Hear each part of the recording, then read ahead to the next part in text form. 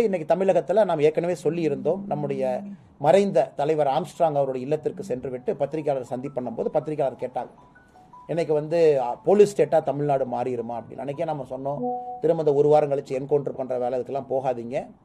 குறிப்பாக அந்த criminal conspiracy root of the case, யார் தவறு செஞ்சுருக்காங்களோ கண்டுபிடிச்சு நடவடிக்கை எடுத்து மொத்தமாக இந்த கேங் எல்லாம் யாரெல்லாம் இருக்கிறாங்களோ சட்டப்படி நடவடிக்கை எடுங்க. நம்ம எதிர்பார்த்தது போலவே இன்னைக்கு காலையில் என்கவுண்டர் அப்படிங்கிற ஒரு வார்த்தையை பயன்படுத்தியிருக்கிறாங்க. அதிலும் குறிப்பாக நம்முடைய முகநூல் பக்கத்தில் கூட நாம் எழுதியிருக்கோம், ட்விட்டர் பக்கத்தில் கூட எழுதியிருக்கோம். குறிப்பாக இந்த 3 முக்கிய குற்றவாளிகள் நீங்கள் பார்க்கலாம். அருள் என்பவர், கலை ஸ்ரீனிவாசன் என்பவர், சதீஷ் என்பவர். இந்த 3 குற்றவாளிகள் நீங்கள் பார்க்கலாம். இவர்கள் எல்லோருமே முக்கிய குற்றவாளிகள். குறிப்பாக இன்னைக்கு தமிழக காவல்துறை வீடியோ வெளியிட்டிருக்கிறாங்க. அந்த குற்றவாளிகள் வந்த அந்த வண்டி எத்தனை மணிக்கு வந்தாங்க, யார் வந்தாங்க, எல்லாமே வெளியிட்டிருக்கிறாங்க.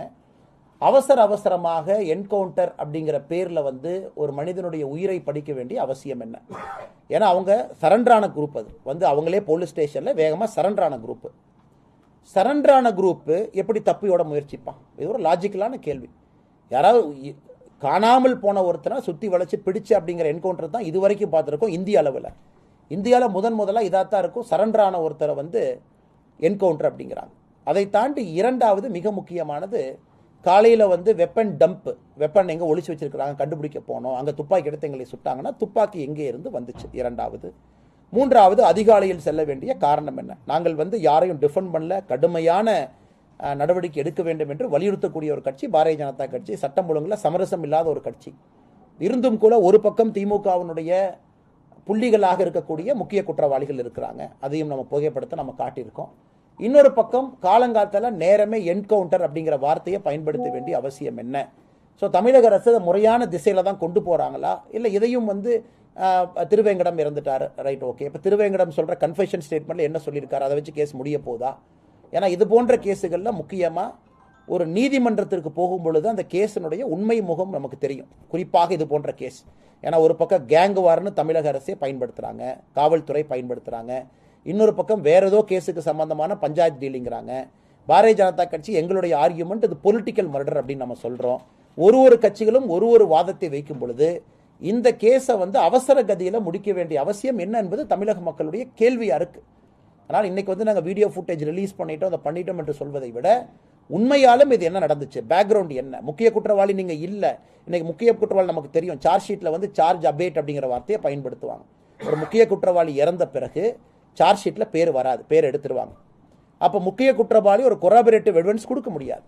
ஸோ அப்போ நமக்கு உண்மை என்ன அப்படிங்கிறது யாருக்குமே தெரியாது. ஏன்னா திருவேங்கடம் சொன்னார் கஸ்டடியில் இருக்கும்போது, அது மட்டும்தான் பேச்சாக இருக்கும். அதனால் தொடர்ந்து தமிழக அரசு உண்மையை மூடி மறைப்பதற்கு தான் முயல்றாங்களோ தவிர இதில் என்ன நடந்திருக்கு அப்படிங்கிற அந்த மர்மம் முடிச்சு அவிழ்ப்பதற்கு எந்த ஒரு காவல்துறையாக இருக்கட்டும், தமிழகத்தினுடைய முதலமைச்சராக இருக்கட்டும் இதுவரை வாய் திறக்காமல் இருக்கிறாங்க. அதனால் இந்த 2 விஷயத்தையும் பத்திரிகை நண்பர்கள் முன்பு வைக்க வேண்டும் என்பதற்காக இந்த சந்திப்பில் இருக்கிறோம். இதை தாண்டி உங்களுக்கு கேள்வி இருந்தால் கேளுங்கன்னா, அதையும் தாண்டி 26ஆம் தேதி நம்முடைய விவசாய சங்கம், குறிப்பாக தஞ்சாவூர், திருச்சி இந்த பகுதியில் காவிரி தண்ணி அது சரியான முறையில் வரல அப்படிங்கிறதுக்காக ஒரு போராட்டத்தை முன்னெடுத்திருக்கிறாங்க. அதில் 2 விஷயம் இருக்குது. ஒன்று, கடைகள்லாம் மக்கள் நீங்கள் கடையை அடைக்கணும் அப்படின்னு சொல்லிட்டு வாலண்டரியாக ரெக்வஸ்ட் பண்ணியிருக்கிறாங்க. இரண்டாவது, ரயிலை நாங்கள் மறிப்போம் அப்படின்னு சொல்லியிருக்காங்க. அதனால் விவசாய சங்க நண்பர்களுக்கு ஒரு வேண்டுகோள் நம்ம விடுக்கிறோம். உங்களுக்கு தெரியும், மத்திய அரசை பொறுத்தவரை, மோடி ஐயாவை பொறுத்தவரை 2018 காவிரி நதிநீர் மேலாண்மை அமைத்த பிறகு நாம இதுவரை தமிழகத்திற்கு வர வேண்டிய தண்ணீர் ஒரு சொட்டு பாக்கி இல்லாமல் தொடர்ந்து வந்துகிட்டு இருந்துச்சு. அங்கே பாரதிய ஜனதா கட்சி ஆட்சி இருக்கும் பொழுது. பிரச்சனை ஆரம்பித்த பிறகுதான் தண்ணி வரல, மேகதாத்துல அணை கட்டுவோம் என்று ஒரு படியாக போய் இன்னைக்கு ரொம்ப மோசமான நிலைமையில் இருக்கும். அதுவும் குறிப்பாக குறுவை சாகுபடியிலேருந்து மொத்தமாக நீங்கள் பார்த்தீங்கன்னா போன ஆண்டு முழுவதும் அது வேஸ்ட்டாக போயிடுச்சு. நாங்கள் ஏற்கனவே பாத யாத்திரையில் கூட பல இடத்துல நாங்கள் பேசியிருந்தோம். எந்த அளவுக்கு ஃபுட் கார்பரேஷன் ஆஃப் இந்தியாவுடைய நெல் கொள்முதல் தமிழகத்தில் குறைய ஆரம்பித்திருக்கிறது. காரணம், காவேரி தண்ணி இல்லாதனால மகசூல் இங்கே இல்லை. இதெல்லாம் நிதர்சனமான உண்மை. இன்னைக்கு மத்திய அரசு தெளிவாக இருக்கும் பொழுது மத்திய அரசு அங்கே அணை கட்டக்கூடாது என்பதிலே தெளிவாக இருக்குது. நம்முடைய மோடி அவர்களுடைய அரசு தெளிவாக இருக்கிறோம். இன்னைக்கு தண்ணி கொடுக்காத காங்கிரஸ் அரசு அங்கே கர்நாடகாவில் இருக்கு. அதனால் விவசாய நண்பர்களுக்கு எங்களுடைய அப்பீல், இதில் மத்திய அரசுக்கு எந்த விதமான சம்பந்தமும் எங்கேயும் இல்லை. தொடர்ந்து பாரதிய ஜனதா கட்சியாக இருக்கட்டும், மத்திய அரசாக இருக்கட்டும், தமிழகத்தினுடைய நலன் சார்ந்து தான் நம்ம பேசிக்கிட்டு இருக்கோம். அதனால் விவசாய நண்பர்கள் நடத்தக்கூடிய இந்த ஆர்ப்பாட்டத்திற்கு, கடையடைப்புக்கு அவர்கள் வேண்டுகோள், அறைகோள் விடுத்திருக்கிறாங்க. பாரதிய ஜனதா கட்சி நாங்களும் பங்கேற்கிறோம். காரணம், இது மிக மிக முக்கியமான பிரச்சனை. இதன் மூலமாச்சு நம்மளுடைய தமிழக முதலமைச்சர் மு.க.ஸ்டாலின் ஐயாவுக்கு ஒரு ப்ரெஷர் ஏற்படுத்தி இங்கே இருக்கக்கூடிய காங்கிரஸ் கட்சிக்காரங்க எம்எல்ஏ எம்பி இத்தனை பேர் இருக்கிறாங்க, எல்லாம் கிளம்பி கர்நாடகா போய் சித்தராமையா அவர்களை சந்தித்து வேண்டுகோள் விடுத்து சமரசம் பேசினாச்சு தண்ணியை கொண்டு வரணும், இதை செய்வார்கள் என்கின்ற நம்பிக்கை எனக்கு இருக்குது. அதற்கான ப்ரெஷர் ஜனநாயகத்தில் பில்டு பண்ணணும் என்றால் அதற்கு பாரதிய ஜனதா கட்சி முழுவதுமாக அவர்களோடு நிற்பதற்கு தயாராக இருக்கின்றோம் என்பதையும் இந்த நேரத்தில் உங்களுக்கு தெரிவித்துக் கொள்கின்றோம். இதை தாண்டி உங்களுக்கு கேள்வி இருந்தால் கேளுங்கன்னே பதில் சொல்றோம்.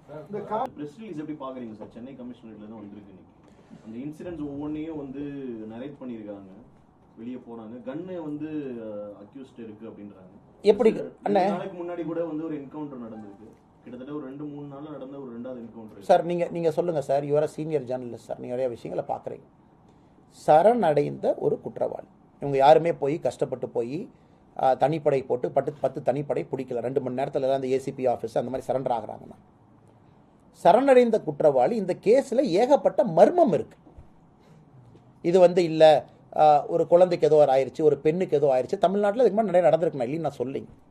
இதில் எல்லா கட்சிகளும் ஒரு விஷயத்தை முன்வைக்கிறாங்க. பாரதிய ஜனதா கட்சி உதாரணத்துக்கு நாங்கள் தான் பொலிட்டிக்கல் மர்டராக பார்க்குறோம், கேங் மர்டராக பார்க்கல. திராவிட முன்னேற்ற கழகத்தினுடைய தலைவர்கள் இது கேங் மர்டர்னு சில இடத்துல பேசியிருக்கிறாங்க. காவல்துறை ஒரு கோணம் சொல்லுது. அப்போ இந்த க்ளோஷர் எப்போ நடக்குங்கண்ணா, உண்மை எப்போ உங்களுக்கு எனக்கும் தெரியுங்கண்ணா, குற்றவாளிகளை பிடிச்சாச்சு, எவிடன்ஸ் எடுத்தாச்சு, சார்ஜ் ஷீட் போட்டாச்சு, கோர்ட்டுக்கு போயாச்சு, இதுதான் சார்ஜ் ஷீட்டு, கன்ஃபெஷன் ஸ்டேட்மெண்ட், அதில் நமக்கு தெரியும் இதில் உண்மை என்ன அப்படின்னு. இன்னைக்கு பாருங்க இந்த ஆற்காடு, ஏன்னா நிறைய விஷயம் இருக்கு. காங்கிரசினுடைய தலைவர் செல்வ பெருந்தகை அந்த ஆற்காடு சுரேஷன்லாம் பேசுறாங்கல்ல, அவரோட பார்த்தீங்கன்னா ஒரு புகைப்படம் எடுத்து ரெண்டே சிரிச்சிட்டு இருப்பாங்க. இது வந்து ஆற்காடு சுரேஷனுடைய அந்த கேங் மர்டர்லேருந்து ஆரம்பிச்சது அப்படிமா. அதில் பார்த்தீங்கன்னா ஆளும் கட்சி கூட்டணியில் இருக்கக்கூடிய அரசியல் தலைவர் சம்மந்தப்பட்டிருக்காரு. அந்த புகைப்படத்தையும் நம்ம ட்விட்டரில் போட்டிருக்கோம். ஸோ அதை பார்த்தீங்கன்னா பல மர்மங்கள் இருக்கு. இது வந்து ஒரு பெரிய ஒரு சிக்கல் இருக்குண்ணா, ஒரு நாட்டு இருக்கு இதில். இந்த புகைப்படத்தை வச்சு இப்படி நிறைய புகைப்படங்கள் எதிர்கட்சிகள் வெளியிடுறாங்க, உங்களோட எடுத்தது. இது வந்து திமுக சொல்றாங்கல்ல, நான் அதே தான் நான் இன்னைக்கு சொல்றேன். திமுக கிளம்பி வர்றாங்க, திமுக சொல்றாங்க, திமுகவுக்கு அவர்கள் பாணியிலே நாங்கள் பதில் சொல்றோம். நாங்கள் யாராச்சும் என்கவுண்டர் பண்ணோமா? அந்த புகைப்படம் எடுத்தவங்களும் பத்திரிகையாளர் முன்னாடி வந்து பேசுறதுக்கு நாங்கள் அனுமதி கொடுத்துருக்கோம்ல. புகைப்படம் எடுத்தவங்களும் பத்திரிகையாளர் முன்னாடி வந்து அனுமதி கேள்வி கேட்குறீங்க, எப்போ நான் ஜாயின் பண்ணீங்க, உங்களுக்கு பிஜேபிக்கு என்னென்ன தொடர்பு, உங்களுக்கு என்னென்ன தொடர்பு. இதில் மர்மம் ஏன் இன்னும் பெரிய மர்மம் ஆகுனாங்கன்னா, எதுக்கு நீங்கள் என்கவுண்டரில் ஒருவர் இறக்க வேண்டும் என்பது தான் மர்மம். இவ்வளோ பிரச்சனைகள் இருக்கும்போது நீங்கள் கேட்குற கேள்வி நியாயமான கேள்வினா, பொதுப்படையாக வெளியே வையுங்க, உண்மை தானாக வெளியே வந்துவிடும். இன்னைக்கு மெயின்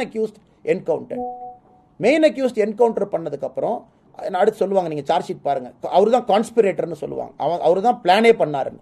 அவர் பிளான் பண்ணாரு உங்களுக்கு எனக்கு எப்படின்னா தெரியும். அதனால தான் நான் திரும்ப திரும்ப கேட்குறேன், இந்த கேஸுக்கு இவ்வளவு கோணம் இருக்கும் பொழுது ஒரு பக்கம் காவல்துறை அதிகாரிகள் அவங்க சொல்ற வாதத்தை எடுத்தாலும் கூட பத்திரமா இருந்திருக்கணும்ல. எப்படி சரண்டரான எப்படி அவங்க போயிருப்பாங்க, வெப்பன் எங்கிருந்து வந்துச்சு, காலையில் அதிகாலையில் செல்ல வேண்டிய அந்த இடத்துக்கு போக வேண்டிய நோக்கம் என்ன, நிறைய மர்மமான கேள்விகள். ஆனால் திராவிட முன்னேற்ற கழகத்தை பொறுத்தவரை இதில் உண்மை வரவில்லை என்பதுதான் பொதுப்படையான கருத்து. இதில் உண்மை வரல. நீங்கள் ஆம்ஸ்ட்ராங் ஐயா அவருடைய வீட்டுக்கு போனீங்க, துணைவியாரை பார்த்தீங்க, உண்மையை கொண்டு வரேன்னு சொன்னீங்க, சரி ஓகே. நான் அமித்ஷாஜி அவர்களுக்கு ஒரு லெட்டர் எழுதியிருக்கேன். எதுக்குன்னா சிபிஐ என்கொயரி. உள்துறை அமைச்சர் வந்து ஹோம் மினிஸ்ட்ரியிலேருந்து நேற்று தமிழ்நாடு அரசுக்கு கடிதத்தை உள்துறை அமைச்சர் ஒரு கடிதம் அனுப்பியிருக்காங்க. நேற்று என்ன அனுப்பியிருக்காங்கன்னா, இந்த மாதிரி வந்து சிபிஐ என்கொயரி கேட்டு லெட்டர் வந்திருக்கு, நீங்கள் வந்து இது சம்பந்தமான என்ன நடவடிக்கை எடுத்திருக்கீங்க அப்படிங்கிறத துரிதமாக மத்திய அரசுக்கு இன்ஃபார்ம் பண்ணுங்க அப்படின்னு சொல்லிட்டு அங்கே இருக்கக்கூடிய அண்டர் செக்ரட்டரி ஒருத்தர் இங்கே லெட்டர் அனுப்பியிருக்காங்க, தமிழ்நாட்டினுடைய ஹோம் செக்ரட்டரிக்கு அனுப்பியிருக்காங்க. நீங்கள் என்ன நடவடிக்கை எடுத்திருக்கீங்க ஃபஸ்ட்டு சொல்லுங்கள் அப்படின்னு. ஏன்னா மத்திய அரசும் வாய்ப்பு கொடுக்குறாங்க எல்லாத்துக்குமே, நீங்கள் என்ன பண்ணியிருக்கீங்க, உங்கள் ஆங்கிள் என்ன சொல்லுங்கள் அப்படின்னு. சிபிஐ என்கொயரி கேட்குறாங்க. நான் கேட்கலீங்கண்ணா, சரணடைந்த குற்றவாளிகள் உண்மையான குற்றவாளிகள் இல்லைன்னு முதல்ல சொன்னது யாருங்கன்னா, திமுக கூட்டணியில் இருக்கக்கூடிய கட்சிகள் சொன்னாங்க. நாங்களா சொன்னோம் உண்மையான குற்றவாளின்னு அவங்களே சொன்னாங்க. அந்த கருத்தை இன்னும் அந்த தலைவர்கள் திரும்ப பெறவில்லை. அது அண்ணன் திருமாவளவன் அவர்களாக இருக்கட்டும், மூத்த தலைவர்களாக இருக்கட்டும், அந்த கருத்தை இன்னும் அவங்க திரும்ப பெறவே இல்லை. இதில் நாங்கள் சந்தேகத்தை கிளப்பி இருக்கிறோம். அவருடைய மனைவியார் அவங்க நிறைய விஷயத்த சொல்லியிருக்காங்க. அப்படி இருக்கும் பொழுது இந்த கேஸை முடிவுக்கு கொண்டு வர வேண்டிய அவசரம் என்ன அப்படிங்கிறத எங்களுடைய அண்ணே ஓகே. இப்போ வந்து பிரச்சனை என்னாங்கன்னே, இந்தியாவில் இப்போ தான் ஃபஸ்ட்டு டைம் வந்து ஒரு என்கவுண்டரில் வந்து துப்பாக்கி பார்க்குறதுக்கு முன்னாடி கத்தி காரப்பொடி கத்தி எடுத்து கான்ஸ்டபிள் ஒருத்தரை கையில் குத்திட்டாங்க, 2 ஸ்டிச் போட்டிருக்கோம். இதான் இத்தனை நாளாக என்கவுண்டர்னுடைய இது இருக்குது. இதான் ஃபஸ்ட்டு டைம் இந்தியாவில் இந்த என்கவுண்டர் அடுத்த லெவலுக்கு போகுது. துப்பாக்கியால் எங்களை சுட பார்த்தாங்க அப்படின்னு. துப்பாக்கி எங்கே வந்துச்சு, திரும்ப திரும்ப எல்லோரும் கேட்கக்கூடியவர். உடலுபதிக்கு போகிறாங்க, ஒரு பாண்ட் கிரிமினல், நொட்டோரியஸ் கிரிமினல் நீங்கள் சொல்கிறீங்க, கூட வந்து விலங்கு போட்டு ஒரு கான்ஸ்டபிள் கூட நிற்பார்ல. நான் படத்தில் பார்த்தா கூட ஒரு படம் எடுத்தால் கூட கையில் விலங்க போட்டு 2 கான்ஸ்டபிள் நிற்கிறாங்க, திரும்பி நின்று அவர் வந்து ஒரு டாய்லெட் போகிறாரு, பக்கத்தில் ஒருத்தவங்க நிற்கிறாங்க. இதுதான் இத்தனை காலமாக பார்க்குறோம். ஆனால் அன்றைக்கி காவல்துறை அவர்கள் ஒரு விஷயத்தை சொல்லிட்டு அதை சமாளிக்கிறதுக்கு நிறைய விஷயங்கள் தொடர்ந்து பேசுகிறாங்க. அதான் பிரச்சனையாங்க. நாங்கள் திரும்ப திரும்ப சொல்வது, ஆளும் கட்சியினுடைய கூட்டணி கட்சிகள் வைத்த குற்றச்சாட்டு ஒரு பக்கம், எங்கள் குற்றச்சாட்டு ஒரு பக்கம். அதனால் மெயின் அக்யூஸ்டு திருவேங்கடம் அப்படின்னு நீங்கள் சொன்னீங்க, அந்த வீடியோவில் காமிச்சிருக்கீங்க. அவர் தான் வெட்டினாருன்னு சொன்னீங்க, மெயின் கான்ஸ்பிரேட்டர்னு சொல்கிறீங்க. இன்றைக்கி அவர் இறந்த பிறகு இந்த உண்மை, நீங்கள் சொல்கின்ற உண்மைங்கிறத யார் ஏற்றுக்குவாங்கண்ணா? Who will believe it is a truth? இந்த உண்மைக்கான என்னன்னா தெரியும் உங்களுக்கு. அப்புறம் இன்னொரு பக்கம் இது ஒரு மர்மமான கேஸுங்கண்ணா. சென்னை பாலிடிக்ஸ் பார்த்தீங்கன்னா இது ஒரு மர்மம் தான். காரணம் இதில் பல ஆங்கிள் இருக்குது. நான் உண்மையை சொல்ல வேண்டும் என்றால் இதில் பல ஆங்கிள் இருக்குது. அரசியல் அப்படி தான் சென்னை பொறுத்தவரை ஒரு விதமான அரசியல், இது குறிப்பாக நார்த் சென்னை அரசியல். அதனால் இந்த கேஸில் நாச்சி ஒரு உண்மையை கொண்டு வந்தாங்கன்னா அந்த மாதிரி அரசியல் மாறிவிடும் என்று நான் எதிர்பார்த்தேன். இதில் நாச்சி ஒரு க்ளீனாக சொல்லிட்டாங்கன்னா அந்த சோகால்டு அரசியல் சென்னையில் மாறி உண்மையான ஒரு ஜனநாயக அரசியல் வரும் என்று. ஆனால் வரவில்லை. இந்த கேஸும் பார்த்தீங்கன்னா அது வரல. வேகமாக ஒரு உடனடி தீர்வு அப்படிங்கிற மாதிரி இன்ஸ்டன்ட் இதுக்கு போயிருக்கிறாங்க. அந்த இன்ஸ்டன்ட் ஏதோ சொல்லுவாங்களே, வாஷிங் மிஷின் என்னது, நிர்மாவா, மறந்துட்டேன், நிர்மாவா பவுடர் இன்ஸ்டண்ட்டாக போட்டால், அதனால் வரலிங்கண்ணா.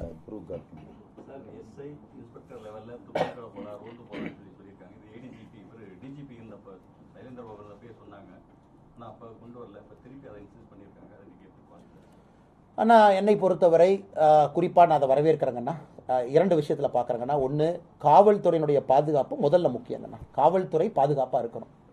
ஏன்னா இன்றைக்கி இருக்கக்கூடிய இந்த ரவுடிசம் எல்லாம் பார்த்தீங்கன்னா 16 வயசு 17 வயசு 18 வயசு நிலை இல்லாமல் இருக்கிறாங்க. கிரவுண்டில் வந்து நிலை இல்லாமல் இந்த கஞ்சா அப்படின்னு அதனுடைய இன்ஃப்ளூயன்ஸ் வந்து இன்றைக்கி வந்து ரவுடிகள் மத்தியில் அதிகமாக இருக்குது.